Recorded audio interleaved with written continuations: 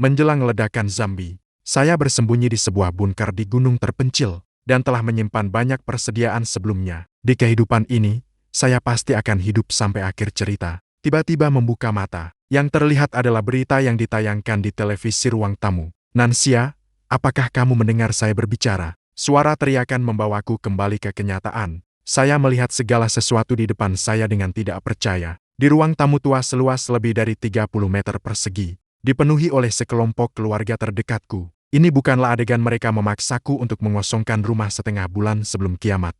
Tapi saya jelas baru saja berada di markas, di tengah gelombang mayat zombie yang mengepung. Setelah ibu Mansia pergi, ibu tirimu selalu menganggapmu seperti anak kandung. Semua orang bilang dia baik.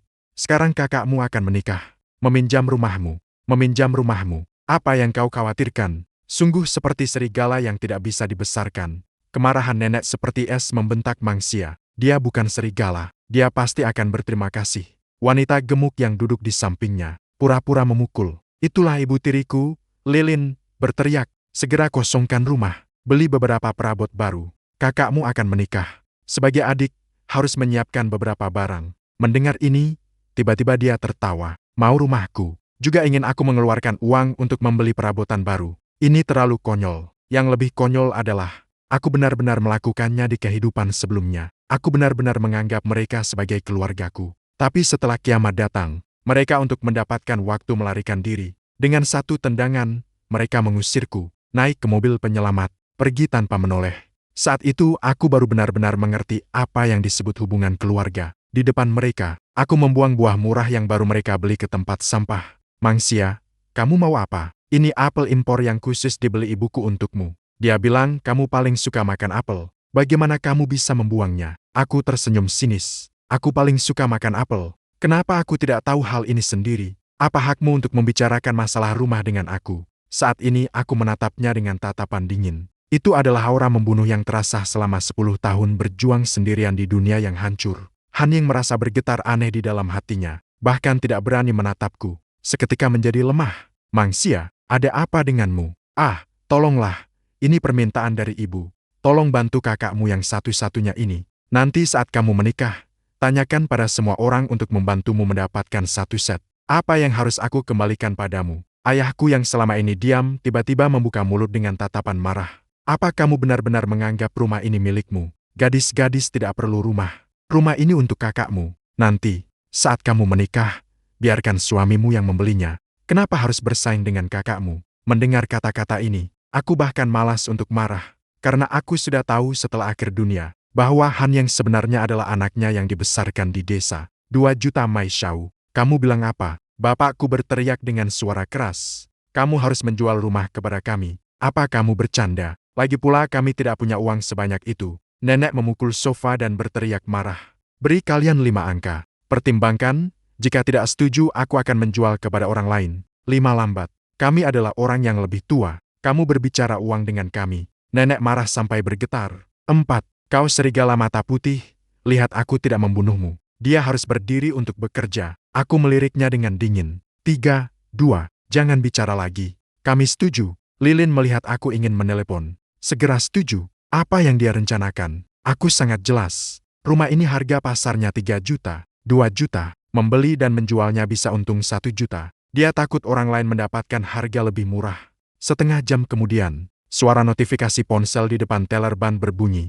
Kartu bank menerima 2 juta, 2 juta. Meskipun sedikit rugi, tapi dalam waktu singkat memang sulit untuk dijual. Bagi saya, waktu dan uang sama pentingnya. Yang lebih penting adalah, mereka membeli rumah dan tidak punya uang lagi. Sebelum akhir dunia juga tidak akan menimbun barang. Beberapa hari ini kantor pengelola properti libur. Tunggu sampai bekerja lagi. Aku akan pergi bersamamu untuk proses balik nama. Aku melihat mereka dan berkata, tidak apa-apa, tenang saja, kami masih tidak merasa aman. Lilin menyipitkan mata dan tersenyum. Aku sangat jelas. Yang lebih dia khawatirkan adalah menantu yang belum menikah. Saat itu Han Ying tiba-tiba berbicara. Mansia, karena rumah ini dibeli oleh keluarga kita, aku memberimu waktu 1 hari. Segera buang barang-barang sampahmu itu. Dan anjing hangat yang ada di rumahmu. Aku tidak ingin melihatnya lagi. Kata anjing hangat seperti petir yang meledak di telingaku. Saya terkejut mendengar kata itu. Anjingku, Xia Tian, masih hidup. Saya tidak ingin berurusan dengan orang-orang ini lagi. Saya langsung berlari pulang. Begitu membuka pintu kamar tidur,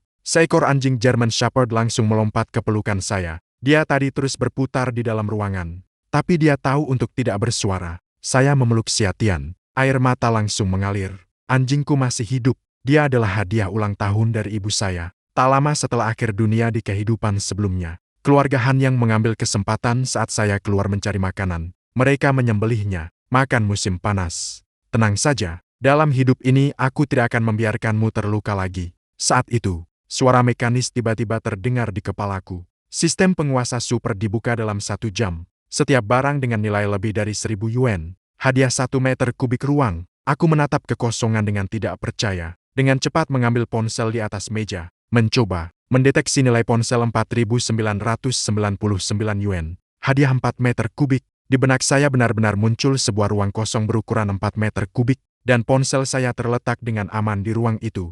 Saya mencoba mengucapkan ponsel dalam hati. Dalam sekejap ponsel itu kembali ke tangan saya dari ruang itu. Saya langsung sangat senang. Ternyata seperti yang saya pikirkan. Inilah yang disebut sistem legendaris. Saya mulai mengumpulkan barang-barang ke dalam ruang dengan gila. Dan melihat perhiasan emas senilai 58.000 yuan. Hadiah 58 meter kubik. Terdeteksi nilai tempat tidur 3.999 yuan. Hadiah 3 meter kubik, terdeteksi set meja dan kursi kayu merah. Nilai 25.000, hadiah 25 unit.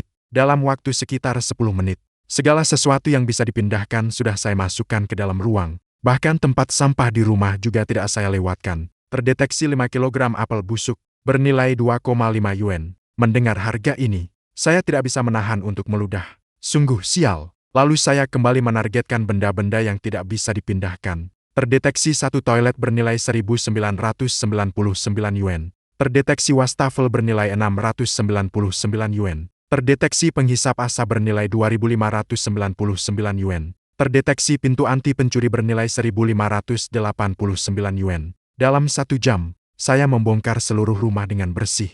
Kecuali dinding yang tidak bisa dipindahkan. Semua yang bisa dibongkar sudah dibongkar. Akhirnya mendapatkan ruang 289 kubik. Saya melihat ke arah musim panas dengan puas. Musim panas kita menggunakan perantara. Setelah membawa saya melewati sepetak hutan, akhirnya sampai di depan ruang perlindungan di pegunungan terpencil ini. Kenapa kamu menyewa ruang perlindungan? Perantara bertanya sebagai rutinitas tentang memulai usaha jamur. Saya menjawab dengan santai. Perantara mendengar saya bilang mau memulai usaha. Melihat saya seolah-olah melihat orang bodoh yang luar biasa. Hampir tertawa. Setelah menerima uang, menandatangani kontrak, mengambil biaya layanan 500.000, dia langsung pergi. Takut saya yang bodoh ini berubah pikiran. Dan saya juga tidak mengatakan apa-apa. Berbalik menuju tempat perlindungan. Setelah bertahan hidup selama 10 tahun di akhir dunia, hal pertama yang saya pelajari adalah, jangan memberitahu orang bodoh tentang bencana. Karena orang bodoh itu sendiri adalah bencana. Tempat perlindungan yang saya sewa memiliki 5 lapangan basket. Setahun hanya 2.000. Sekali bayar sewa 3 tahun hanya 6.000 rupiah. Saya memeriksa bagian dalam dan luar bersama Xiatian. Selain 1 set lengkap sistem ventilasi asli, saya juga terkejut menemukan sumur yang ditinggalkan oleh penyewa sebelumnya. Saya mencoba. Air sumur adalah air mata air permukaan. Setelah pabrik pengolahan air tercemar, air ledeng tidak bisa digunakan lagi. Sumur ini bisa memberikan sumber air yang dapat digunakan. Saya juga menemukan seutas kabel listrik. Meskipun tidak terhubung, itu berarti di sini pernah dipasang jalur listrik. Selama saya membeli peralatan pembangkit listrik, saya bisa membuat tempat perlindungan ini berfungsi. Sambil berpikir, tiba-tiba saya teringat suara notifikasi sistem. Sistem Super Lord diaktifkan. Terdeteksi 1 anjing perang di basis. Hadiah peningkatan kekuatan tempur anjing perang 100 kali lipat. Peningkatan kualitas fisik 100 kali lipat. Silakan perkuat basis asli. Sistem akan memberikan hadiah berdasarkan tingkat penguatan. Hitung mundur 15 hari. Saya melihat Xiatian di depan saya dengan heran. Tubuhnya jelas terlihat lebih berotot. Seluruh tubuhnya memancarkan energi yang melimpah. Untuk mendapatkan lebih banyak hadiah, saya mengendarai mobil kecil yang ditinggalkan ibu sebelum meninggal. Pergi ke pasar bahan bangunan untuk membeli bahan. Setelah menemukan pabrik kawat besi, aku langsung memesan 2.000 meter persegi kawat besi berbentuk lingkaran. Harganya 7.000 per meter. 2.000 meter persegi. Aku menghabiskan 14 juta. Jumlahnya tidak sedikit. Pemiliknya sengaja mengirimkan truk besar untuk mengantar barang. Aku meminta sopir untuk menurunkan barang di sebuah tanah kosong di pinggiran kota. Dengan alasan menunggu mobil untuk mengangkutnya. Aku mengusir mereka pergi. Setelah gelap, mereka mengambil semua kawat besi dan menyimpannya di ruang. Setelah mengosongkan barang, aku mengemudikan mobil membawa Xiatian kembali ke jalan bunker. Memikirkan tentang pembelian yang lebih besar di masa depan, tetap harus menyewa gudang sebagai tempat transit, agar tidak setiap kali seperti ini membongkar barang di pinggir jalan. Terlalu mencolok. Kembali ke tempat perlindungan. Saya segera mulai memperkuat jaring kawat tua yang ditinggalkan oleh orang-orang sebelumnya. Saya melilit 1 meter demi 1 meter. Musim panas sesekali membawakan alat untuk saya. 1 orang 1 anjing. Dari gelap hingga terang. Akhirnya saya berhasil memperkuat seluruh jaring kawat seluas 2000 meter persegi. Baru saja menyelesaikan penguatan terakhir. Di dalam pikiran saya terdengar pemberitahuan sistem. Mendeteksi hadiah penguatan jaring kawat.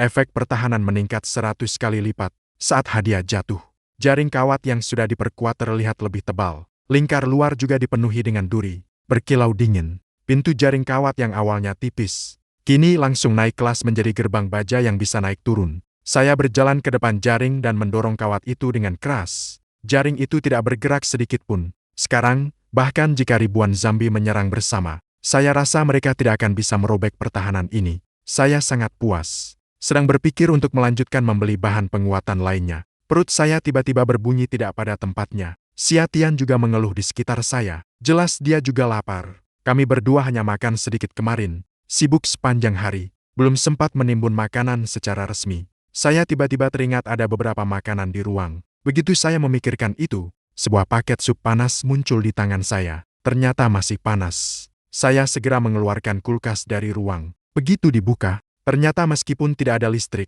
kulkasnya tetap dingin. Meskipun tidak ada listrik, masih bisa menjaga bentuknya. Saya sangat senang. Ini berarti ruang sistem adalah ruang penyegelan suhu konstan. Apapun yang dimasukkan ke dalamnya akan tetap sama. Dan saat dikeluarkan juga tetap sama. Tidak perlu khawatir. Setelah kadaluarsa, bisa menyimpan bahan tanpa ragu. Di sepanjang jalan pinggiran kota terdapat banyak rumah pertanian lama. Sekarang sebagian besar penduduk desa telah pindah ke kota. Banyak yang memiliki lokasi strategis sudah dipasang tanda sewa. Saya memilih rumah pertanian yang luas di dekat jalan utama dekat tempat perlindungan, yang memiliki akses transportasi yang baik. Rencananya akan dijadikan sebagai pusat distribusi bahan. Barang yang dibeli akan disimpan di sini terlebih dahulu. Kemudian dipindahkan ke tempat perlindungan menggunakan ruang, agar terhindar dari perhatian orang dan mudah diakses. Pemilik rumah adalah seorang pria paruh baya berusia 40 hingga 50 tahun.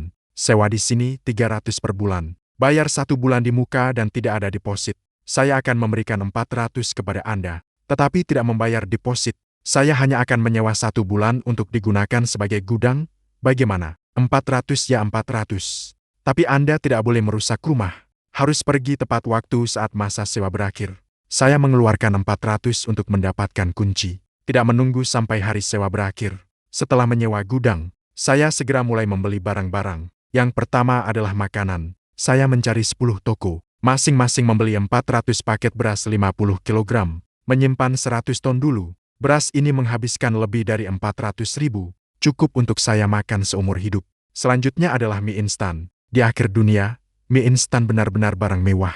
Saya menyimpan 1000 kotak mie ramen daging sapi panggang Jepang. Hampir semua rasa yang ada di pasaran saya beli 1000 kotak. Menghabiskan 70.000. Ada mie instan. Bagaimana bisa tanpa sosis ham? Saya membeli 200 kotak sosis jagung dan sosis tulang renyah pedas. Ditambah 100 kotak sayuran acar wujiang. Ketiga jenis ini menghabiskan kurang dari 30.000. Kemudian ada nasi pemanas sendiri dan paket masakan siap saji yang bisa dipanaskan dan dimakan. Sangat praktis. Saya menyapu bersih di berbagai toko merek. Setiap jenis hidangan saya beli 1 kotak. Total saya membeli lebih dari 20.000 kantong. Menghabiskan sekitar 150.000. Kualitasnya cukup untuk saya makan berganti-ganti. Sampai tua. Tapi saat dihitung, hari ini saya sudah menghabiskan hampir 700.000. Saya sendiri awalnya memiliki tabungan lebih dari 300.000. Menjual rumah dapat 2 juta. Sekarang di tangan masih tersisa 1,7 juta. Benar-benar tidak bisa menahan untuk menghabiskan. Saya menatap dengan serius. Mengulurkan tangan. Sebuah sertifikat rumah merah cerah muncul di telapak tangan. Itu adalah sertifikat rumah yang baru saja saya jual kepada Ibu Tiri. Saya dengan tenang mencari di internet. Nomor telepon pinjaman keuangan pribadi lokal. Saya menelpon. Halo, saya ingin menghipotekkan properti. Besok jam 10 datang ke perusahaan saya untuk wawancara. Setelah menutup telepon, saya tertawa dingin. Beberapa dendam harus dibalas. Dan harus dibalas 2 kali lipat. Tunggu saja, hadiah besar yang saya siapkan untuk kalian segera tiba. Untuk mengumpulkan uang dan menyimpan barang, saya menggadaikan sertifikat properti saya ke sebuah perusahaan pinjaman kecil. Rumah yang bernilai 3 juta hanya dipinjam 1,5 juta, dan harus mengembalikan 2 juta dalam 10 hari. Tapi tidak masalah. Lagi pula saya tidak tinggal di sana. 10 hari kemudian adalah akhir dunia. 2 hari sebelumnya cukup untuk membuat perusahaan pinjaman mencariku. Ibu tiri yang ingin menguasai rumah saya. Sayangnya, aku tidak bisa melihat mereka bertengkar. Kemudian aku mengunjungi semua platform pinjaman yang ada. Aku berhasil mengumpulkan tambahan 500.000. Lalu aku mengemudikan mobil ke pasar bahan bangunan. Membeli 4 atau 50 kamera pengawas terbaik. Tidak hanya bisa melihat di malam hari, tapi juga memiliki fungsi pemantauan dan alarm. Mengingat masalah listrik, aku pergi ke pabrik generator. Berapa kilowatt yang diinginkan, bos? Dengan antusias menyambutku. Spesifikasi apa saja yang ada? 30 atau 50?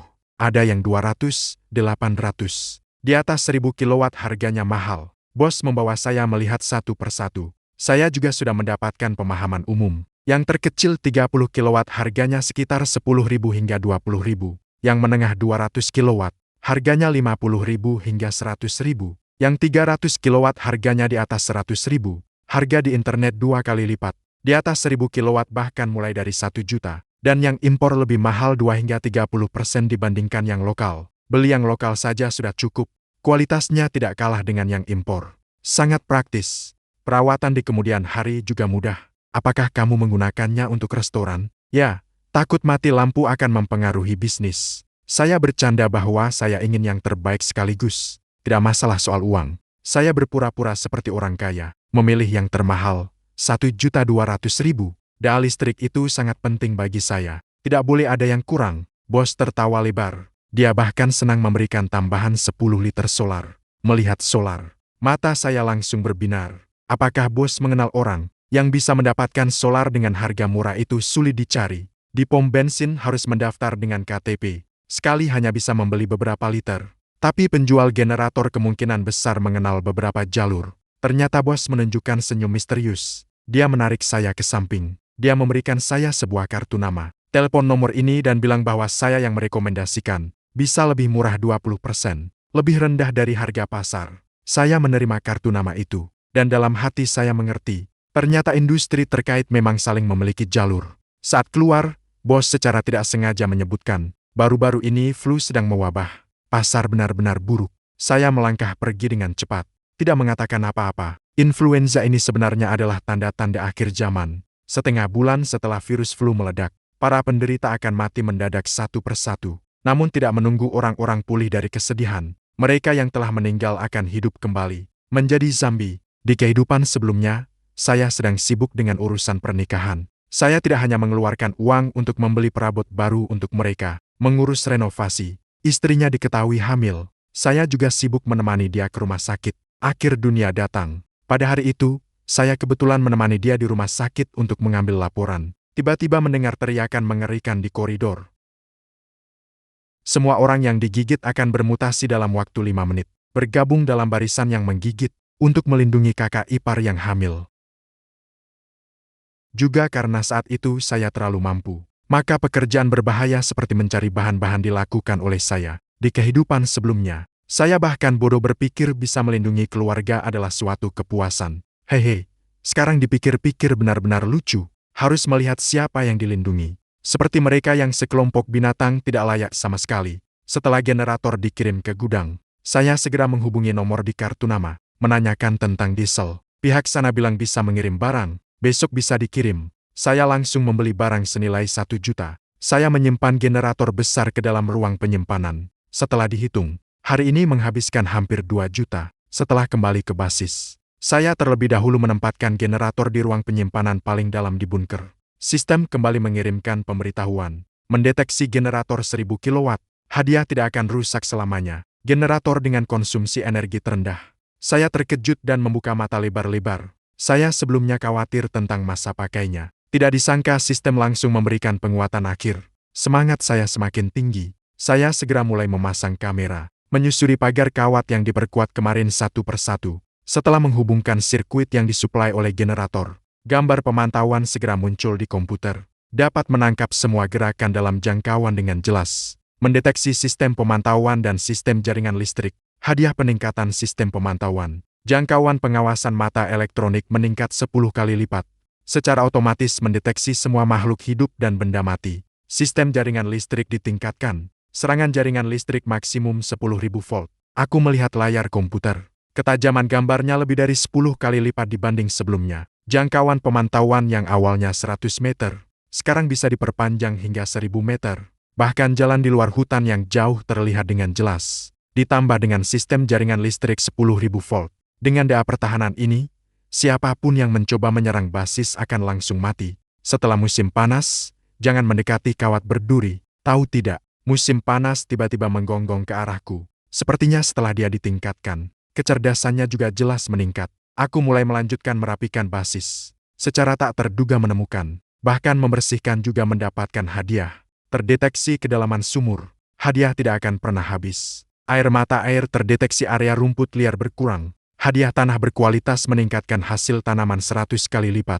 Kecepatan pertumbuhan tanaman meningkat 10 kali lipat. Aku langsung merasa semangat. Ini berarti aku bisa menanam sayur dan buah segar sendiri. Mencapai swasembada. Keesokan harinya aku pergi ke pasar pertanian, membeli banyak biji tanaman umum. Setelah kembali aku mencari setengah hektar tanah kosong, menanam beberapa pohon apel, pohon persik, pohon pir, dan semuanya ditanam. Setengah lainnya ditanami beberapa sayuran, ubi jalar dan berbagai bibit sayuran. Dengan cara ini, setelah kiamat, saya masih bisa mendapatkan sayuran segar. Segala sesuatu sudah siap. Sekarang yang paling saya khawatirkan adalah kebakaran. Pencegahan kebakaran hutan selalu menjadi masalah besar. Tapi jika saya menebang pohon di depan, itu akan mudah mengekspos lokasi tempat aman saya. Jadi saya hanya bisa membersihkan jalur pemadam kebakaran di dekat jaringan aman. Semoga ini berguna. Mengurangi risiko kebakaran mendeteksi penghargaan. Tidak ada pembakaran di dalam jalur bersih. Pada saat-saat kritis, jari emas harus berfungsi dengan baik. Keamanan tempat perlindungan meningkat 1 tingkat. Barang-barang yang dibeli secara online mulai tiba dalam beberapa hari ini. Setiap malam saya pergi ke gudang untuk mengambil barang. Di depan gudang dipasang kamera pengawas besar. Saat ini belum ada bahaya yang terdeteksi. Di dalam tempat perlindungan ada sebuah gudang besar. 100 ton beras, 1000 kotak, mie instan, dan lain-lain. Semua makanan tersusun rapi. Terdeteksi gudang sudah penuh. Hadiah gudang super. Penyimpanan makanan terkunci segar selamanya. Pintu gudang tiba-tiba berubah menjadi pintu logam tebal seperti brankas ban. Hanya iris mata saya yang bisa membuka dan mengatur barang di dalamnya secara otomatis. Yang terpenting adalah fungsi kunci segar permanen. Saya tidak perlu khawatir tentang masalah kedaluarsa lagi. Pukul 6 pagi, saya bangun di tempat tidur di dalam bunker. Tanpa sadar sudah 10 hari berlalu. Setiap hari saya membuka mata. Hal pertama yang saya lakukan adalah berlari mengelilingi luar bunker sejauh 10.000 meter. Kebugaran saya meningkat pesat.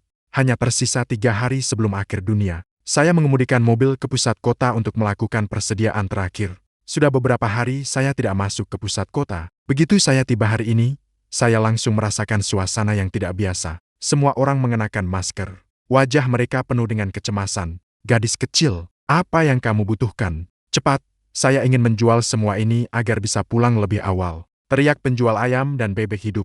Saya melihat ke arah puluhan ayam dan bebek di lapak. Ada jantan dan betina. Mereka terlihat sehat. Saya bilang, tolong kasih harga lebih murah. Saya akan ambil semuanya. Akhirnya saya menghabiskan lebih dari 1.900. Membeli 26 ekor ayam dan bebek. Memelihara beberapa hewan hidup agar bisa makan daging kapan saja. Memikirkan bahwa saya memiliki gudang dan ruang penyimpanan yang selalu segar. Saya mencari penjual daging babi. Memesan 1.000 pon daging babi dan 500 pon daging sapi. Jumlahnya cukup besar. Saya menambah sedikit uang. Meminta dia untuk mengantarkannya ke gudang yang sudah saya sewa sebelumnya. Gadis, cepat pulang setelah belanja. Beberapa hari ini flu sangat parah.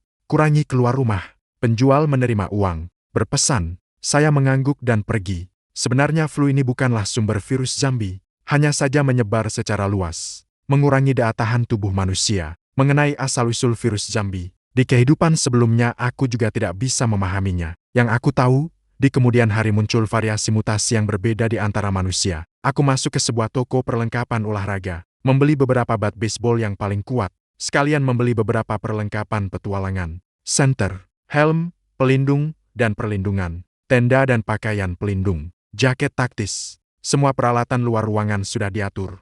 Total menghabiskan lebih dari 20.000. Di toko juga ada paket darurat, alat, pinset, dan tang, plester penghenti pendarahan, termometer dan sejenisnya. Ini mengingatkan saya untuk pergi ke apotik, keluar dari toko peralatan, langsung menuju apotik, untuk menambah persediaan, obat flu, obat diara, obat penurun demam, vitamin, perban, alkohol, dan ayat. Saya beli banyak. Keluar dari apotik, 10 hari sudah sepenuhnya gelap. Lampu neon di pusat kota berkilau. Saya menghitung, semua yang bisa dibawa sudah lengkap. Makanan, minuman, tempat tinggal, dan kebutuhan hidup sudah terjamin. Sebelum akhir dunia, saya bersiap untuk menikmati pesta terakhir di dunia yang megah ini. Saya pergi ke hotel bintang Michelin yang dulu tidak berani saya masuki. Memesan 1 meja pesta mewah. Semua yang dulu tidak mampu saya beli, saya pesan 1 porsi. Udang bawang putih dan steak filet yang saya rasa enak. Saya langsung meminta dapur menyiapkan 10 porsi untuk dibawa pulang untuk musim panas. Saya menyewa sebuah suite di hotel, lalu turun ke bawah untuk berbelanja di mall. Di mall, barang-barang beraneka ragam. Saya langsung masuk ke area makanan. Berbagai makanan membuat saya terpesona. Hanya menyesal waktu tidak cukup, uang tidak banyak. Saya berbelanja dari toko ke toko. Dengan rendah hati dan berani, saya mencari pegawai toko. Saya bilang ingin mengosongkan semua makanan ringan. Setelah membayar, saya minta mereka mengantarkan ke kamar hotel di atas. Setiap pegawai toko melotot. Mereka panik mengemas roti yang baru dipanggang dari toko roti, kue keju, puff es krim, mochi kecil krim, semua lapisan durian dan saus manis pedas dari toko ayam goreng Korea, saus ember, saus kedelai bawang putih, saus mustard madu, dan berbagai rasa lainnya, potongan ayam tanpa tulang, paha dan sayap ayam, 1 ayam utuh dengan teh susu dan teh buah dari kedai teh, teh es krim, es serut teh dengan krem susu. Coba setiap rasa, bayar dan tinggalkan alamat lalu pergi, tanpa mengganggu siapapun. Setelah berkeliling, hanya membeli camilan menghabiskan lebih dari 200.000. Setelah menjelajahi area makanan di lantai 3, saya kembali ke supermarket besar dengan sistem gudang di bawah tanah. Dalam hal barang kebutuhan sehari-hari, produk perawatan dan kebersihan, krim wajah, pembalut, handuk sekali pakai, saya langsung menemukan mereka dengan mengingat semua puisi. Manajer menyiapkan semua stok toko untuk saya. Setelah membeli semua ini, dana saya hampir habis. Saya terus berjalan. Dari sudut mata saya, tiba-tiba melihat 2 sosok yang familiar. Seorang pria muda menemani seorang wanita hamil berjalan di depan. Ternyata itu kakak dan kakak ipar saya. Tenangkan dirimu, jangan sampai marah terlalu parah. Tubuhnya bisa terganggu. Dengan wajah menyenangkan membujuk.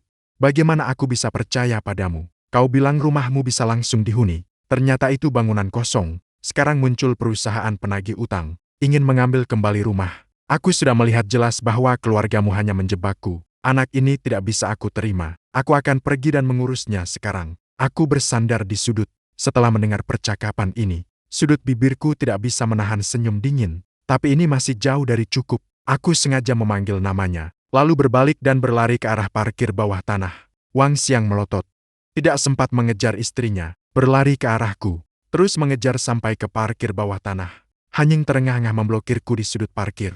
Wajahnya penuh dengan ekspresi menyeramkan. Di belakang, menjebak. Hari ini aku menangkapmu. Aku pasti akan membunuhmu. Kebetulan, aku juga berpikir begitu. Bertahan hidup selama 10 tahun di akhir dunia. Seperti dia, aku bisa melawan 10 orang selama setengah jam. Han yang tergeletak di tanah seperti daging busuk, nyawanya hampir habis. Aku memegang ponselnya. Mentransfer sisa 30.000 yang dia miliki ke diriku. Kemudian aku juga memanggil 120 untuknya. Membunuhnya, terlalu murah. Aku ingin dia merasakan rasa sakit hidup yang lebih buruk dari mati setelah dunia akhir. Lalu aku menggunakan ponsel Han Ying untuk mengirim pesan kepada orang tuanya. Aku dipukul, di basement pusat perbelanjaan. Segera ke rumah sakit. Aku sudah menghitungnya. Dia setidaknya harus pingsan selama 3 hari.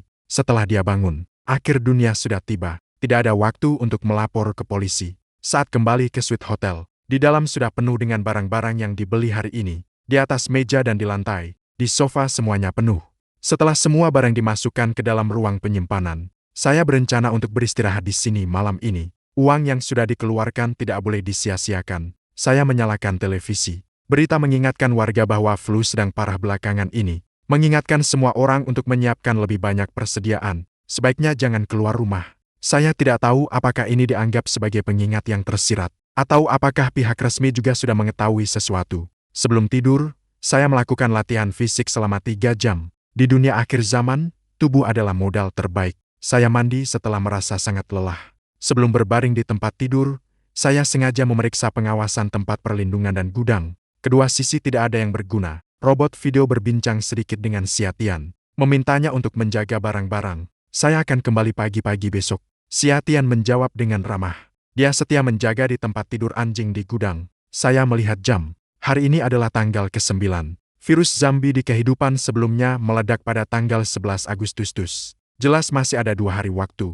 Namun saya selalu merasakan firasat buruk. Pukul 5 pagi, saya terbangun oleh suara sirena yang mendesak dan suara ambulans. Hotel mewah tempat saya tinggal memiliki isolasi suara yang sangat baik. Namun saya ini orang yang sensitif. Sedikit saja ada gerakan angin, saya sudah terbangun. Saya segera membuka tirai dan melihat ke bawah. Di jalanan ternyata dipenuhi mobil polisi dan ambulans yang dipanggil. Sebuah pikiran buruk terbentuk di benak saya. Saat itu juga, suara langkah kaki yang terburu-buru dan ketukan pintu yang mendesak terdengar dari luar kamar. Aku mengambil sebuah tongkat bisbol, berjalan ke belakang pintu. Pertama-tama melihat keluar melalui lubang kunci. Itu adalah petugas hotel, wajahnya tegang. Tapi tidak ada luka atau bercak darah di tubuhnya. Wajahnya juga terlihat normal. Ada apa, Nona? Saya dari layanan kamar. Kami menerima banyak laporan dari tamu yang pingsan dan meminta bantuan. Apakah Anda baik-baik saja? Aku menjawab dari balik pintu. Saya baik-baik saja. Jika begitu, silakan sabar dan tetap di dalam kamar sebentar lagi. Hotel akan memperpanjang waktu istirahat Anda secara gratis. Maaf mengganggu, Nona. Setelah itu, dia pergi ke kamar berikutnya. Namun, saat itu saya merasa terkejut. Sepertinya kiamat datang lebih awal. Saya harus pergi. Segera mengambil kunci mobil dan meninggalkan hotel. Saya juga tidak lupa membawa air dan makanan ringan gratis dari kamar. Saat membuka pintu, saya melihat nona layanan kamar pergi ke kamar di sudut. Dia mengetuk pintu beberapa kali tetapi tidak ada respons. Dia langsung menggunakan kartu kamar untuk membuka pintu. Dia masuk ke dalam. Tak lama kemudian, saya mendengar suara mendesak. Tuan, ada apa denganmu? Diikuti dengan teriakannya ke mikrofon. Di kamar 809 ada tamu pingsan. Cepat datang. Saya melangkah cepat menuju lift. Masuk ke dalam lift yang kosong. Sambil turun, sebuah teriakan nyaring terdengar, suara yang familiar. Virus zombie meledak lebih awal. Saya melihat lift yang turun. Dengan tegas menekan tombol lantai 5 untuk tidak pergi. Ke lobi penerimaan di lantai 1. Ini adalah hotel yang terhubung dengan pusat perbelanjaan. Gedung, 2 lantai bawah hingga 5 lantai di atas adalah pusat perbelanjaan besar. Sekarang belum sampai jam 6. Pusat perbelanjaan masih tutup. Karyawan yang paling awal pun baru akan datang jam 8. Jadi area pusat perbelanjaan sekarang benar-benar menjadi zona tanpa orang. Ketika wabah zombie baru saja dimulai, yang paling berbahaya adalah kerumunan yang harus melarikan diri. Kerumunan keluar dari lift di lantai 5. Ternyata seperti yang saya duga. Saat ini pusat perbelanjaan di lantai 5 kosong. Bahkan lampu pun tidak dinyalakan. Tapi setelah memasuki lobi lantai 5, saya bisa mendengar teriakan di luar dengan jelas, mengarah ke jendela. Seorang pria yang penuh darah melompat keluar dari bar. Dia menerkam seorang wanita yang sedang jogging. Saya melihat adegan ini dari jendela lantai 5. Ternyata ini adalah akhir dunia. Akhir dunia yang paling saya kenal datang lebih cepat sehari. Masuk ke era kiamat. Saya berbalik dan berlari ke dalam bagian dalam lantai 5. Berencana turun ke tempat parkir B2 melalui tangga berjalan, menghindari semua lift. Saat berlari ke pusat perbelanjaan yang kosong, banyak barang menarik perhatian saya. Begitu banyak persediaan, bagaimana saya bisa pergi dengan tangan kosong? Jika saya pergi, saya harus membawa semua barang di sini. Saat itu, suara muncul di benak saya. Sistem penguasa super diaktifkan. Waktu terbatas 2 jam. Setiap membawa barang senilai 10.000 yuan, mendapatkan 1 kubik ruang pribadi. Ternyata kamu. Tangan emas saya mengeluarkan tongkat baseball dari ruang. Memecahkan kaca di depan, masuk ke dalam, mengulurkan kedua tangan. Apapun yang saya sentuh menghilang begitu saja, langsung masuk ke ruang saya. Saat ini saya sama sekali tidak peduli apakah kamera pengawas merekam akhir zaman. Siapa yang masih akan melihat rekaman? Memeriksa ini, terdeteksi 279 pakaian wanita modis, bernilai 650.000, hadiah 65 kubik. Terdeteksi 144 pakaian pria modis, bernilai 580.000, hadiah 58 kubik. Terdeteksi 92 tas mewah, bernilai 1,89 juta, hadiah 189 kubik, baik pakaian pria maupun wanita, pakaian anak-anak, pakaian dalam, atau tas merek. Aku ingin semuanya. Aku akan membersihkan setiap tokoku. Dimanapun aku pergi harus sangat bersih. Seberapa bersih? Sekitar 1 jam terakhir, aku sudah menghabiskan semua toko barang mewah di beberapa lantai ini. Kemudian aku pergi ke toko ponsel 4S. Model terbaru dari ponsel buah. Tablet juga tidak terlewatkan. Toko kosmetik mewah SK2 lampu kecil.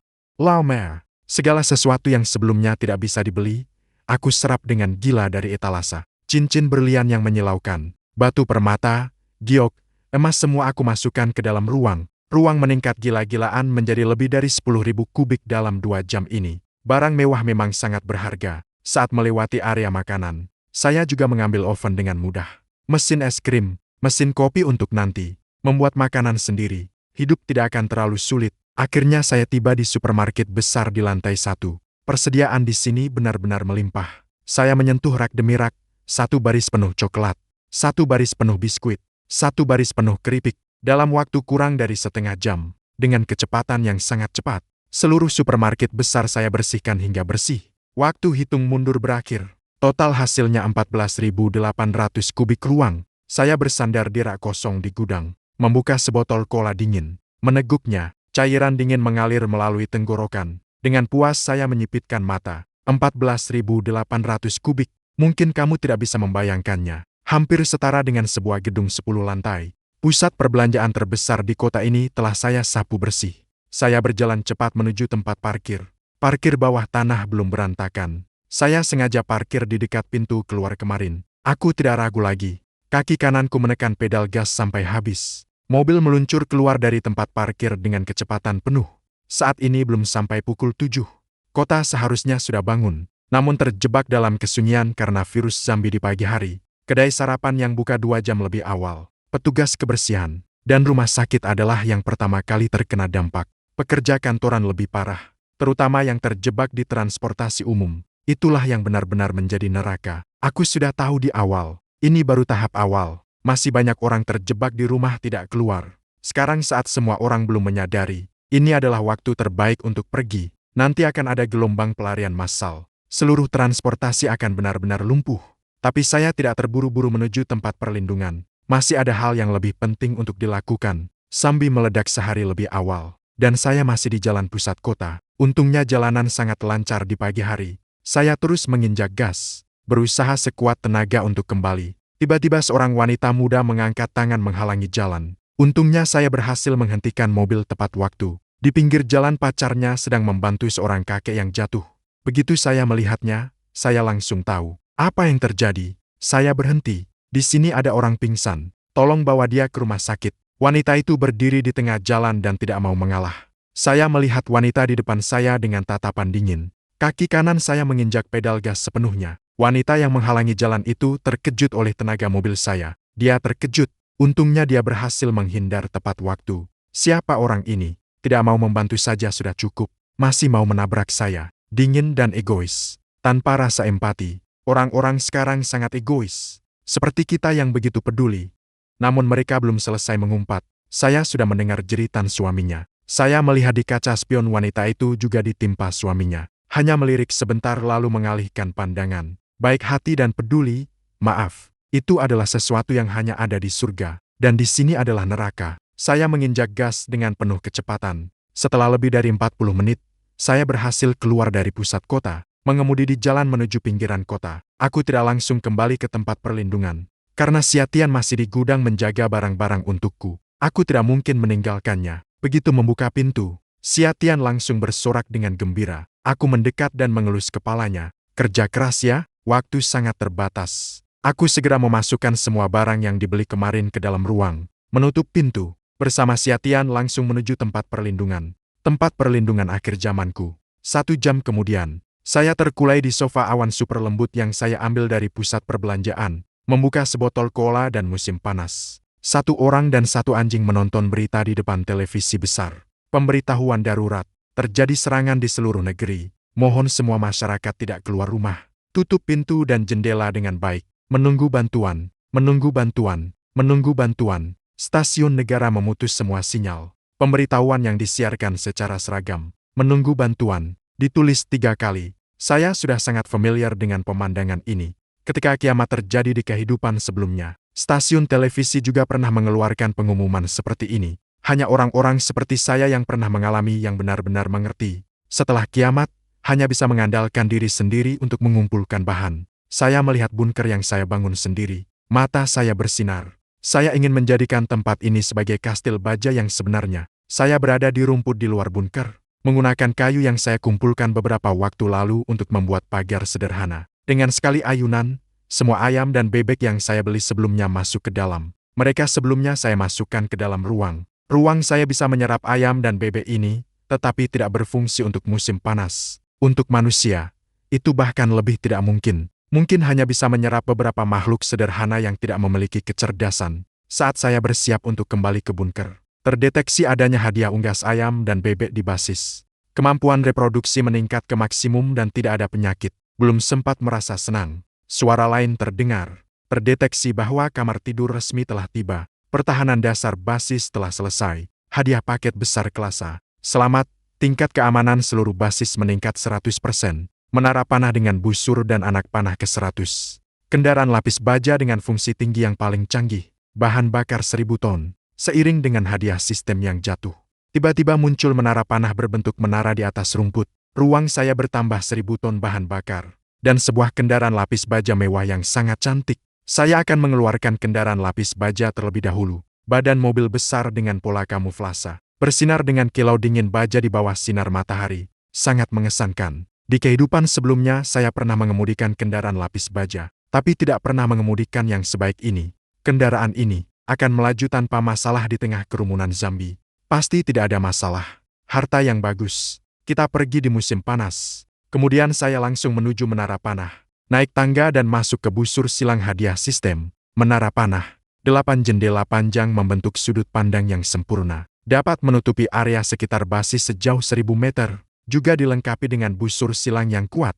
Di sampingnya tersusun rapi 10 keranjang pedang pendek. Aku mengambil satu anak panah dan meletakkannya di busur silang. Mengarahkan ke pohon buah di hutan. Pedang pendek meluncur keluar. Apel jatuh ke tanah. Aku segera berlari ke sana bersama Siatian. Mengambil pedang pendek itu. Masih bisa digunakan lagi. Hampir tidak ada suara. Daya tembusnya juga kuat.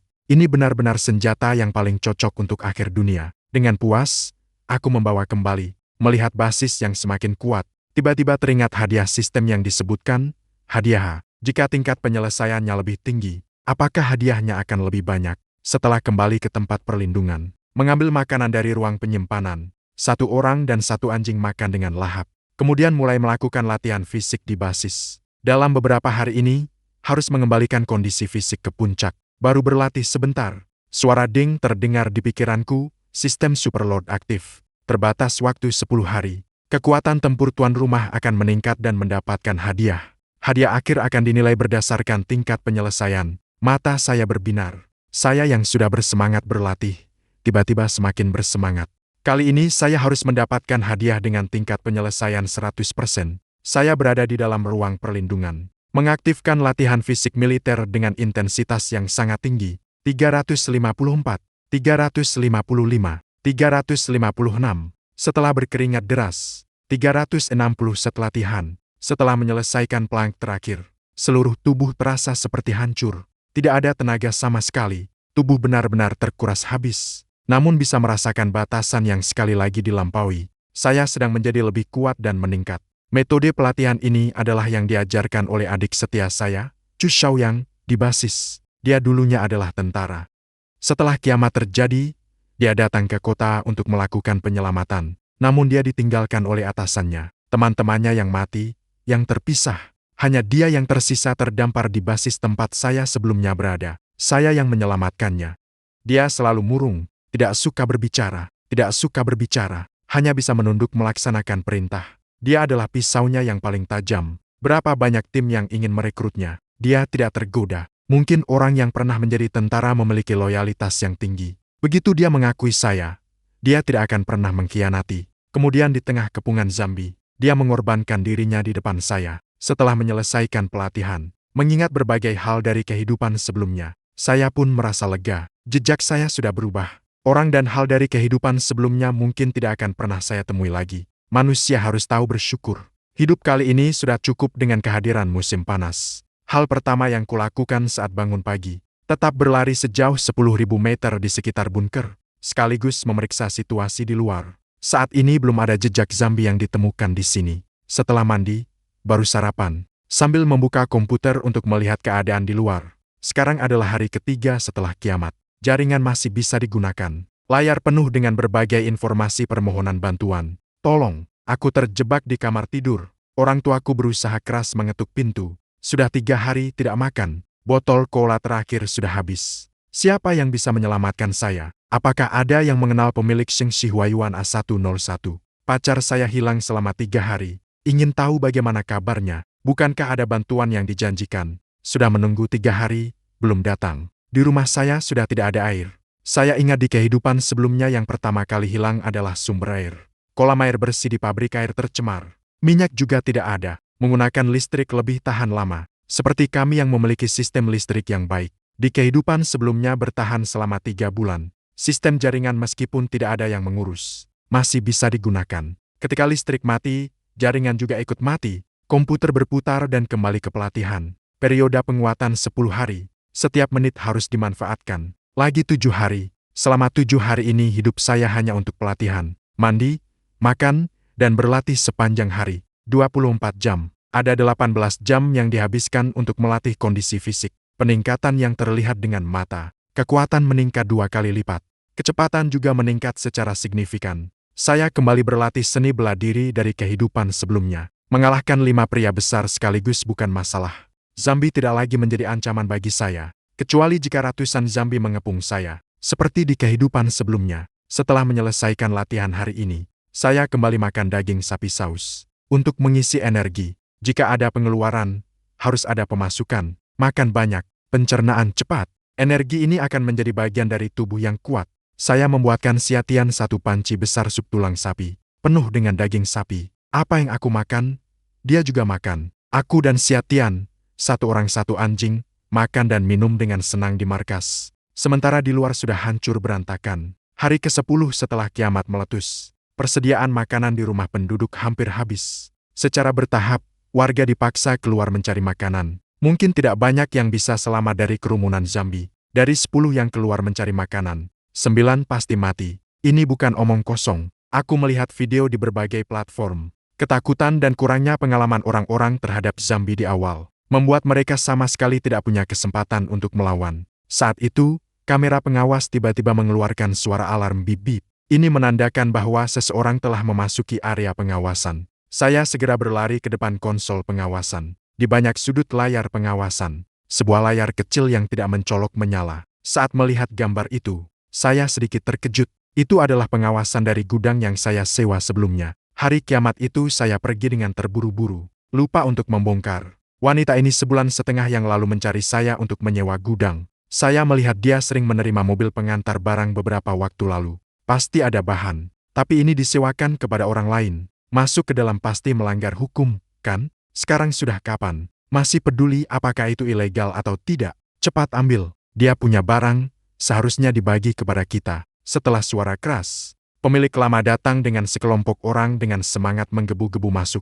Tapi setelah melihat pemandangan di dalam, semua orang tertegun. Astaga, kenapa ini begitu kosong? Dahi, ini yang kamu sebut barang melimpah. Saya rasa kamu salah lihat. Mobil yang masuk juga belum tentu semua untuk beberapa pengiriman miliknya. Beberapa kotak barang. Mereka sudah pindah lebih awal. Benar-benar sial. Sia-sia kita cemas. Datang ke sini hanya untuk berlari sia-sia. Sekelompok orang pergi sambil mengumpat.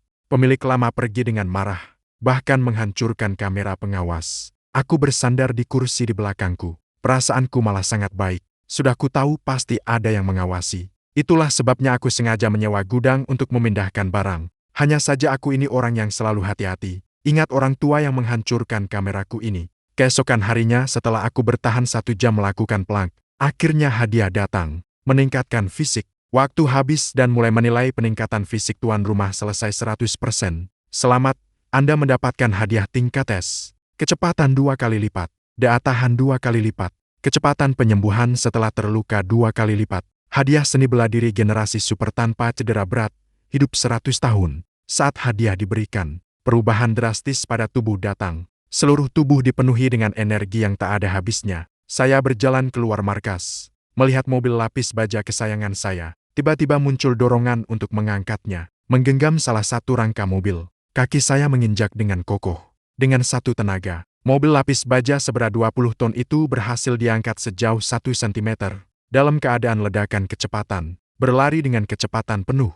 Dengan mudah bisa mencapai level juara dunia. Dalam kondisi sekarang, bisa bersaing dengan kecepatan biasa. Para pengguna kekuatan dan pengguna kekuatan luar biasa. Ini adalah penghargaan yang nyata. Setelah mencoba kemampuan fisik, saya mengeluarkan buku rahasia seni bela diri itu. Semua gerakan tepat dan mematikan. Semua adalah gerakan mematikan. Tak heran disebut seni bela diri era super. Pada suatu sore, saya berdiri di menara rumah saya dan melihat sekeliling. Mengamati pusat kota di depan. Namun saya menemukan seluruh pusat kota gelap gulita. Sepertinya listrik sudah dipadamkan lebih awal. Toh virus zombie sudah meledak lebih awal. Semua faktor yang tidak terkontrol sedang berubah. Sepertinya kesulitan di kehidupan ini jauh lebih tinggi daripada kehidupan sebelumnya. Listrik adalah sumber energi dasar. Di kehidupan sebelumnya saya mengandalkan listrik untuk memasak di rumah. Malam hari saya bisa memantau situasi zombie melalui lampu suara dan kamera pengawas. Sekarang tanpa listrik, tingkat kesulitan bertahan hidup di kota ini pasti akan meningkat pesat. Gambar terjauh dari kamera inframerah di layar pengawas dapat melihat jalan raya di luar hutan. Banyak kendaraan melaju dengan cepat.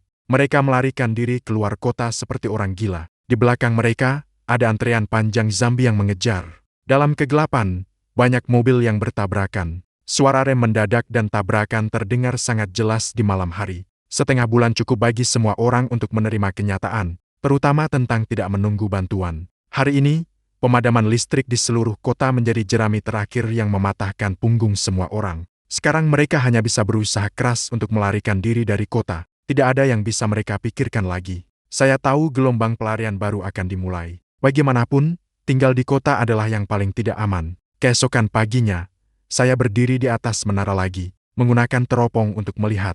Di jalan raya di luar jalan kecil sudah dipenuhi dengan lokasi kecelakaan. Jumlah zombie yang berkeliaran di jalan utama mulai meningkat. Beberapa berkumpul di sekitar kendaraan yang mengalami kecelakaan untuk memakan. Beberapa berkeliaran tanpa tujuan. Bahkan ada banyak yang masuk ke wilayah saya, menuju ke arah hutan di sini. Saya mengambil busur silang. Awalnya ingin membunuh satu zombie yang masuk ke wilayah saya, namun saya berhenti. Untuk apa membunuh zombie? Ada zombie yang berkeliaran di sekitar wilayah.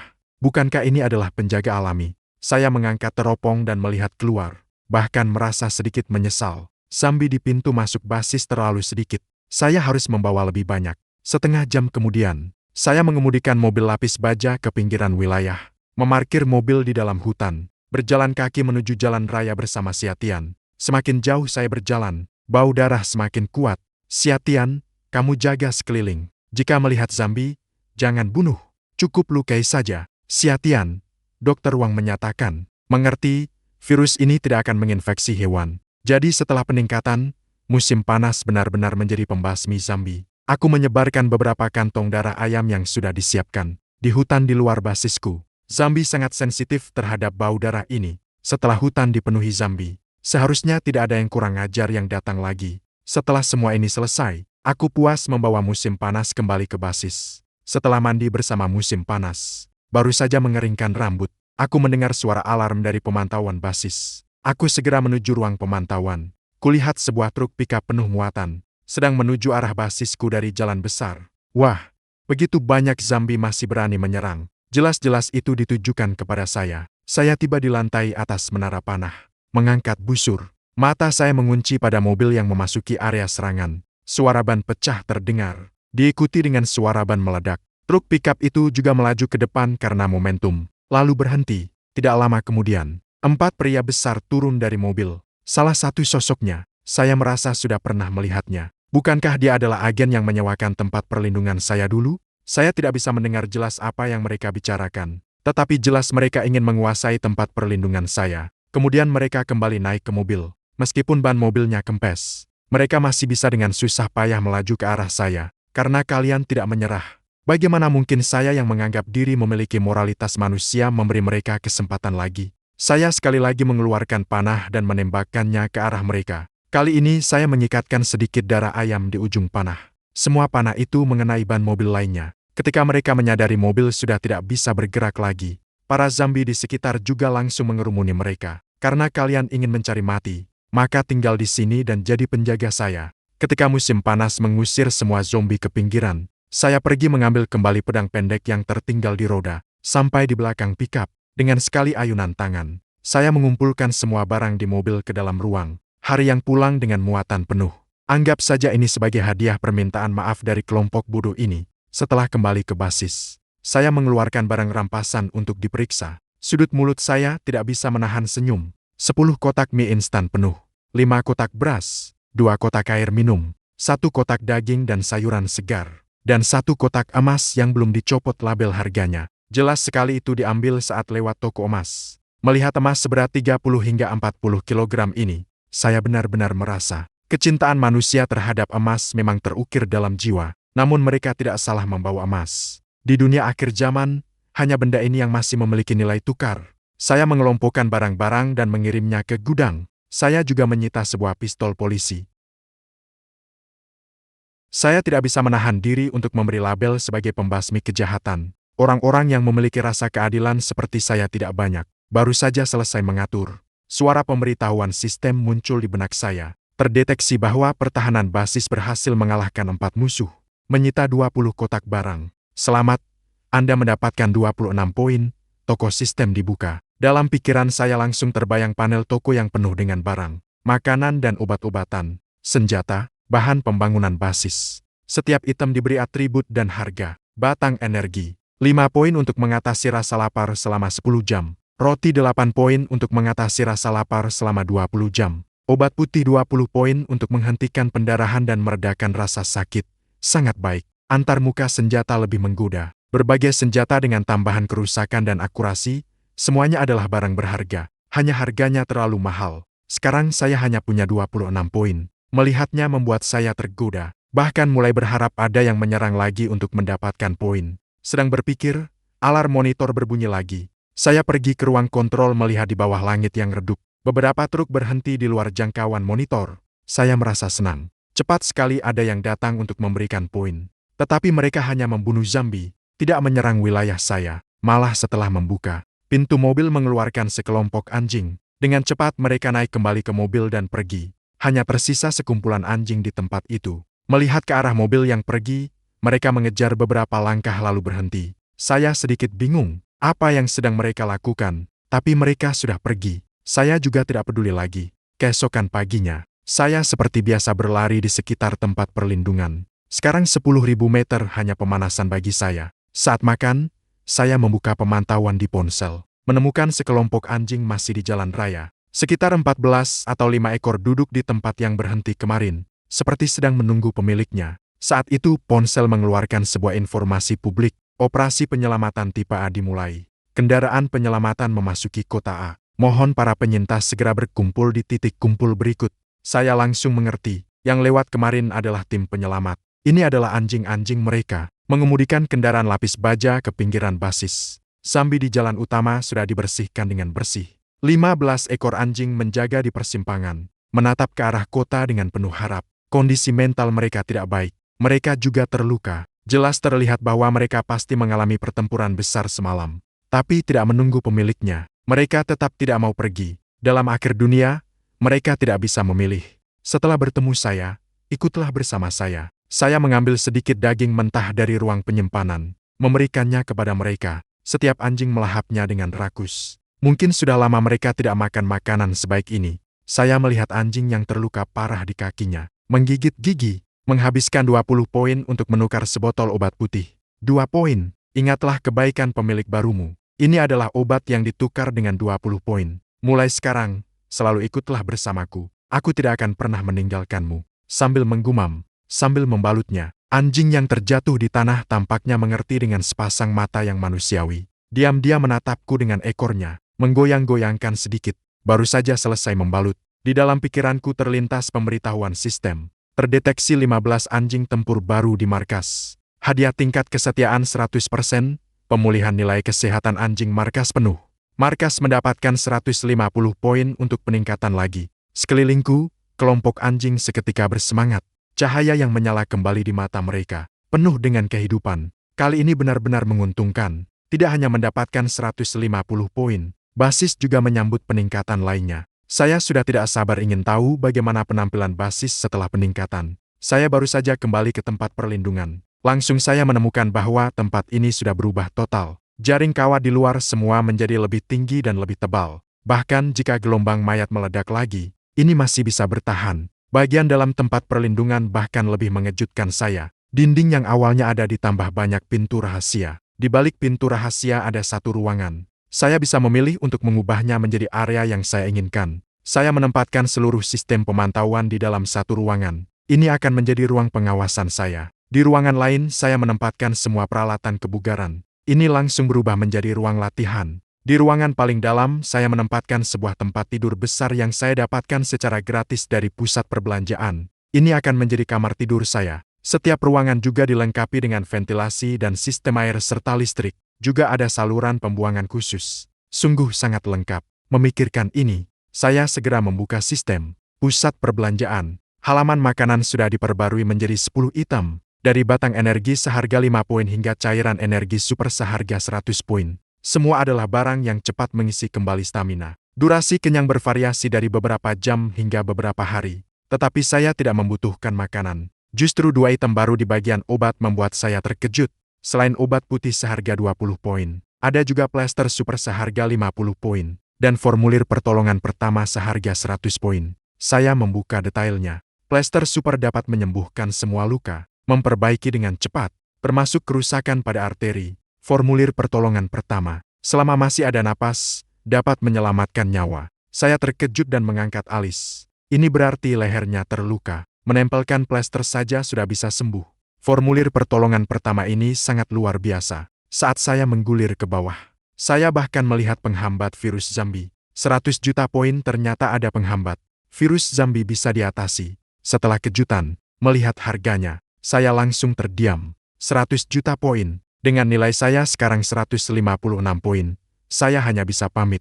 Tapi di toko sistem ada harta luar biasa seperti ini. Mengeluarkannya pasti akan mengejutkan dunia. 100 juta poin, betapapun sulitnya, harus saya kumpulkan. Harus menyiapkan satu untuk diri sendiri. Setelah melihat daftar obat, daftar senjata bahkan membuat saya mengeluarkan air liur. Senjata biasa P5 membutuhkan 500 poin. Senapan mesin dan senapan pompa mulai dari 5.000. AK yang saya incar dihargai 8.000 poin. Daya hancurnya lebih tinggi satu tingkat dibandingkan di luar. Pasti adalah pasar senjata tingkat dewa di akhir dunia. Di akhir ada antarmuka terkunci. Menunjukkan perlu 5.000 poin untuk membuka kunci. Saya sangat penasaran apa barang bagus yang tersembunyi di belakang. Mencoba mengklik saluran untuk mendapatkan poin. 3 baris petunjuk muncul di depan mata. Selesaikan tugas sistem. Dapatkan poin sebagai hadiah. Perluas area wilayah. Dapatkan poin. Tambahkan anggota wilayah untuk mendapatkan poin. Mulai besok saya akan mulai memperluas wilayah. Berusaha keras untuk mendapatkan poin. Keesokan paginya, saya tidak lagi berlari di sekitar wilayah yang ada, melainkan langsung menuju gunung belakang. Saya menyuruh semua anjing untuk menyebar di berbagai arah di gunung belakang, membersihkan semua zombie di dalamnya, kemudian mendirikan sebuah batu di kaki gunung. Di depan wilayah pribadi ada anjing ganas. Mendeteksi area wilayah, memperluas 2 kali lipat. Hadiah 1.000 poin. Hadiah pertama kali memperluas wilayah adalah wilayah terhubung. Ternyata seperti yang saya pikirkan. Selama itu adalah tempat yang saya atau anjing-anjing ukur. Itu akan menjadi wilayah saya. Hanya dengan satu puncak gunung saya mendapatkan 1.000 poin. Jika saya bisa merebut kota, 100 juta poin bukanlah hal yang mustahil. Menutup mata merasakan hadiah wilayah terhubung. Dalam pikiran saya muncul otomatis gambaran keseluruhan bentuk gunung belakang dan bunker. Ketika makhluk asing masuk, indera keenam bisa memberikan peringatan pertama kali. 500 meter ke arah barat di musim panas. Setengah menit kemudian, dia sudah mengatasi satu zombie yang masuk ke wilayah. Ini lebih akurat daripada pemantauan lokasi secara real time. Dengan ini, setiap gerakan kecil tidak akan luput dari persepsiku. Kemudian aku mulai membersihkan tempat perlindungan. Area di depan kawat berduri dibersihkan hingga tepi jalan. Sebuah batu nisan juga didirikan di sana. Terdeteksi bahwa luas wilayah meningkat. Hadiah 500 poin. Berdiri di tempat. Aku mulai memikirkan langkah selanjutnya untuk diperluas. Di sebelah kiri adalah jalan datar menuju kota. Di sebelah kanan adalah kawasan villa yang jarang penduduk. Setelah berpikir sejenak, Lebih baik mulai dari sebelah kanan. Di kota ini, orang dan zombie terlalu banyak. Lebih baik menguasai area luar yang bisa dipastikan terlebih dahulu. Berlari sampai malam. Akhirnya saya membersihkan sebuah bukit lagi. Poin bertambah 1000 lagi. Setelah kembali ke markas, saya melambaikan tangan, mengeluarkan banyak daging sapi segar dari ruang penyimpanan. Kalian semua telah bekerja keras. Mari makan. Saya tidak pelit terhadap rekan-rekan. Saya makan daging. Pengikut juga harus mendapatkan daging untuk dimakan. Saya sendiri mengeluarkan paket ayam goreng Korea yang panas. Ini karena sebelumnya saya menimbun terlalu banyak bahan di mal. Tidak bisa dihabiskan. Setiap hari ganti rasa. Hari berikutnya tetap memperluas wilayah. Hari ini keluar dengan kendaraan lapis baja. Tujuannya adalah kawasan villa di pegunungan. Itu dulunya adalah perumahan terkenal untuk orang kaya. Hanya ada 10 villa. Konon setengahnya belum terjual. Yang menempati bahkan sangat sedikit. Setelah saya sampai di kawasan villa di pegunungan, pertama-tama mengirim anjing untuk mendeteksi apakah ada orang hidup di sekitar. Angin timur dan selatan mencari di sebelah kiri, angin barat dan utara mencari di selatan, berubah menjadi papan putih merah. Mencari 2 jalur untuk mendapatkan uang di internet. Menjaga di tempat. Jika ada orang muncul, panggil saya. Saya tidak terburu-buru. Mengeluarkan sebuah papan dan menancapkannya ke tanah. Di atasnya tertulis wilayah pribadi. Pelanggar akan mati. Tidak lama kemudian, anjing-anjing itu kembali satu persatu. Namun saya tidak mendapatkan petunjuk dari sistem dalam pikiran. Saya melirik 10 villa. Dalam hati saya mengerti, sepertinya saya harus menyisir semua villa ini. Meninggalkan 4 anjing di luar untuk berjaga-jaga. Membawa timur, selatan, barat, dan utara untuk mulai menyisir. Villa pertama jelas belum terjual. Pintu gerbang masih menggunakan kunci asli. Saya meninggalkan tulisan bawah di kotak surat di depan pintu. Segera muncul gambaran peta baru di benak saya. Wilayah diperluas 500 meter persegi. Hadiah 100 poin. Saya tersenyum tipis. Begini seharusnya. Melanjutkan menyisir villa lainnya. Beberapa villa di depan hanya 2 yang sudah direnovasi. Sisanya semua masih mentah. Tidak melihat satupun sosok manusia. Ketika sampai di villa ke-9, saya melihat ada mobil di taman kecil di depan pintu. Debu di jendela mobil tidak banyak. Sepertinya orang di dalamnya tidak pergi terlalu lama. Tirai villa tertutup rapat. Saya mengetuk pintu. Suaranya bergema di kawasan villa yang kosong. Namun di dalam tidak ada suara. Ketika saya bersiap untuk membongkar pintu, saya mendengar suara langkah kaki yang lembut. Pasti ada orang di dalam. Dan mereka masih hidup. Ini membuat saya sedikit bingung. Meskipun sekarang adalah akhir dunia, saya tidak bisa membunuh dengan sembarangan. Tidak nyaman untuk menghabisi sesama yang tidak menggangguku. Aku memutuskan untuk memberi mereka kesempatan. Baru saja berbalik untuk pergi. Pintu di belakangku terbuka. Untuk memperluas wilayah, aku membawa anjing-anjingku menuju kawasan villa yang tidak jauh dari bunker. Tidak ingin mencari villa nomor 9 lagi. Aku bertemu dengan orang hidup pertama sejak akhir dunia. Di dalam rumah di belakangnya, ada istrinya dan seorang gadis kecil berusia 5 atau 6 tahun. Selain di sini, tempat lain adalah wilayahku. Tidak boleh masuk. Setelah berkata demikian, dia berbalik dan berjalan menuju villa lain. Meskipun ini adalah akhir dunia, namun membunuh sesama manusia juga terasa aneh. Pria itu tiba-tiba memanggilku. Di dalam sana ada zombie pemakan manusia. Jangan pergi. Aku tidak menoleh. Terus berjalan menuju villa nomor 10 yang terakhir. Tidak lama kemudian, 3 suara dentuman. 3 zombie langsung mati. Membunuh zombie bagiku adalah hal sepele. Yang mengejutkan adalah, di dalam salah satu kepala zombie, aku menemukan sebuah inti kristal. Barang ini dulu banyak dibeli kembali dengan harga tinggi oleh berbagai basis. Pasti ada gunanya. Saat itu, suara yang familiar terdengar di dalam pikiran saya. Mendeteksi kristal inti zombie, membuka poin baru. Tukar ke 100. Apakah akan menukar emas biasa tingkat 1 dan nilai 100 poin? Saya dengan tegas memilih untuk menukar, dan kristal inti di tangan saya menghilang. Segera terdengar pemberitahuan di dalam pikiran saya. Hadiah, paket pertolongan pertama tunggal. Hadiah, 1 set pakaian tempur. Hadiah, 1 pistol revolver. Ini benar-benar hasil yang mengejutkan. Hanya paket pertolongan pertama dan obat sudah bernilai 120 poin. Saya pernah melihat pistol revolver ini di halaman senjata. Sepertinya membutuhkan lebih dari 5.000 poin. Saya menyimpan semua barang ke dalam ruang penyimpanan. Saya juga menyisir kembali ruang bawah tanah. Di sini saya menemukan banyak barang bagus. 1 lemari penuh anggur merah yang bernilai tinggi, batangan emas dan perhiasan di dalam brankas. Ditambah lagi ada 1 sepeda motor di garasi, 2 mobil sport. Sekarang semua ini milik saya. Saat meninggalkan tempat, saya menulis peta wilayah yang besar di pintu masuk. juga menambahkan luas villa ini. Dengan demikian, di kompleks villa ini, kecuali villa nomor 9, semua lainnya telah saya kuasai. Baru saja sampai di jalan utama. Di depan muncul sebuah keluarga 3 orang. Mereka adalah keluarga dari gedung nomor 9. Nona ini bisa melakukan transaksi dengan Anda. Saya adalah ahli botani. Bisa membudidayakan tanaman baru. Ingin menukar beberapa makanan dengan Anda. Dia meminta putrinya untuk menyerahkan sebuah kotak besar berisi sayuran hijau dan kecambah. Saya melihat barang-barang itu dan mengangkat alis. Apa Anda tidak takut saya akan merampas semua ini? Pria itu menggelengkan kepala. Membudidayakan ini tidak terlalu rumit bagi saya. Dia mengangkat tangan menunjukkan sebuah pot kecambah di dalam kotak yang tumbuh dengan cepat. Saya langsung mengerti. Dia adalah seorang pengguna kemampuan elemen kayu. Tidak heran dia bisa bertahan lebih dari sebulan bersama istri dan anaknya di dunia akhir. Bisa dengan tenang melindungi istri di rumah. Anak itu memang punya sedikit kemampuan. Hanya saja hanya sayuran. Anak itu pasti akan kekurangan gizi. Tapi aku sama sekali tidak membutuhkan kalian. Simpan saja untuk diri kalian. Sayuran di rumah sudah terlalu banyak untuk dimakan. Kenapa masih perlu transaksi? Aku baru saja ingin berbalik pergi. Namun laki-laki itu panik. Dia segera memanggilku, Nona. Apa yang kamu butuhkan? Seluruh keluarga kami bisa bekerja untukmu. Setiap hari setengah sayuran yang diproduksi akan kami kirimkan untukmu. Saya sedang berjalan. Di dalam pikiran saya muncul sebuah petunjuk. Mendeteksi penduduk wilayah yang ingin bergabung. Menerima penduduk wilayah akan mendapatkan 300 poin. Mendapatkan atribut khusus penduduk wilayah. Saya langsung merasa bersemangat. Segera setuju untuk mendapatkan atribut khusus dari pihak lain. Ini luar biasa. Sementara pasangan Wang Youmin melihat saya, tiba-tiba seperti melihat sesuatu yang perlu dihormati. Tanpa sadar ingin tunduk. Pada saat yang sama saya merasakan energi yang tidak biasa berputar di dalam tubuh saya. Mengulurkan tangan untuk menyentuh pot sayuran milik gadis kecil itu. Sayuran di dalam kotak segera tumbuh dengan pesat.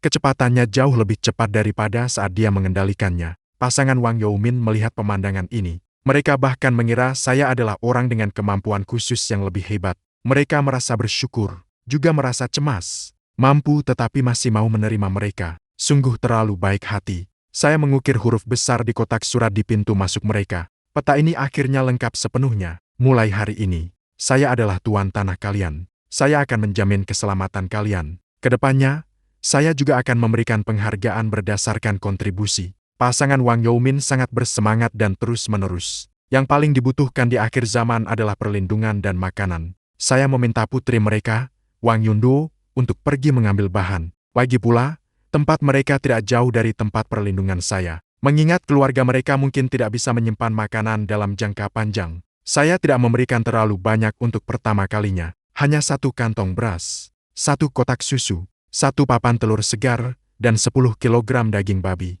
Saya menggantung barang-barang di mobil, membiarkan Hong Jong dan Baiban menariknya, sambil mengantar dia kembali. Hasil dari rumah mereka juga akan dikirimkan setiap hari oleh dia. Keesokan harinya, Wang Yundo datang untuk mengantar. Hasil setiap hari 1 kotak sayuran, setengah tauga, setengah kubis. Terdeteksi 1 rumah yang menerima hasil panen, mendapatkan 3 poin sebagai hadiah. Saat menerima sayuran, suara pemberitahuan sistem berbunyi. Ternyata setiap hari menerima hasil panen, aku bisa mendapatkan poin. Jumlahnya tampaknya dihitung berdasarkan jumlah penduduk. Keluarga Wang Youmin menyumbang 3 poin setiap hari. Aku sangat terkejut. Saat pulang, aku memberinya 1 kantong biji dan 1 permen lollipop. Pulang biarkan orang tuamu menanam yang lain. Tuan Tanah Wang Yundo lembut namun tegas. Dengan pengawalan dari yang berpakaian putih dan merah, dia membawa barang-barang kembali. Setelah dia pergi, saya mengeluarkan peta, merencanakan area penaklukan berikutnya. Ke kiri menuju kawasan villa sudah cukup. Ke kanan adalah jalan raya. Banyak orang yang melarikan diri di jalan itu menjadi zombie. Saat ini lebih baik tidak pergi ke sana. Memperluas ke utara mungkin akan bertemu orang-orang dari basis K1. Setelah berpikir sejenak, saya masih berencana untuk maju ke arah selatan menuju kota A. Saya mengemudikan kendaraan lapis baja menuju selatan. Menyapu bersih sekitar 20 hektar zona tanpa manusia di sepanjang jalan raya, membiarkan anjing-anjing membasmi zombie yang berkeliaran di wilayah kami, menyita sedikit bahan, sebagian besar berasal dari kendaraan atau mobil. Setelah pulang, saya menghitung 4,5 karung beras, setengah karung tepung, 5 kotak mie instan, daging yang sudah busuk, sayuran dan roti dibuang semua. Hasilnya tidak terlalu banyak, tapi poin hadiahnya cukup menggiurkan. Ada 2.000 poin. Ini juga merupakan kebutuhan utama saya. Makanan yang saya simpan tidak akan habis dalam beberapa generasi. Saya perlu poin untuk menukarkan barang-barang berkualitas tinggi di toko sistem. Dalam beberapa hari ke depan, saya pergi memperluas wilayah setiap hari. Peta di dalam pikiran saya telah membesar 4 atau 5 kali lipat. Poin saya juga hampir mencapai 7.000. Tidak jauh lagi dari yang ingin saya tukarkan Aka. Terus semangat. Saat saya berencana untuk mencapai 8.000 poin dengan semangat, tiba-tiba muncul sekelompok titik merah di peta wilayah dalam pikiran saya. Zombie adalah titik abu-abu. Ini adalah penyerang yang hidup, dan mereka berada di area di luar bunker saya, sedang menuju ke bunker saya.